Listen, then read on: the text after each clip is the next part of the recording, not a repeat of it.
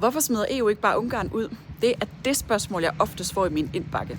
Og det kan jo virke logisk, når et land igen og igen går imod 26 andre. Men svaret det er, at EU er bygget på frivillighed. Landene de har selv sagt ja til medlemskab, og EU's traktater de gør det klart, at man kan vælge at forlade unionen, sådan som vi så det med Storbritannien og Brexit, men man kan ikke smide et land ud. Så hvad er mulighederne egentlig, hvis man bryder EU's regler eller underminerer fællesskabet, sådan som Ungarn beskyldes for? Jo, så kan man tage den såkaldte artikel 7-procedure i brug, og det er EU's hårdeste politiske sanktionsværktøj, som kan suspendere et lands stemmeret i ministerrådet. Men det kræver enstemmighed blandt de øvrige medlemslande at gå videre med artikel 7, og derfor så er det i praktisk nærmest umuligt, fordi der altid vil være lande, som vil beskytte hinanden. EU indledte faktisk en artikel 7-procedure mod Ungarn tilbage i 2018, men Orbáns allierede i Tjekkiet og i Slovakiet, de blokerer processen. Samtidig så har EU-kommissionen holdt milliarder af euro i støtte tilbage for at lægge pres på Orbáns regering. Så selvom utilfredsheden med Ungarns kurs bestemt er stor, så er det politiske værktøj i EU først og fremmest økonomisk og politisk pres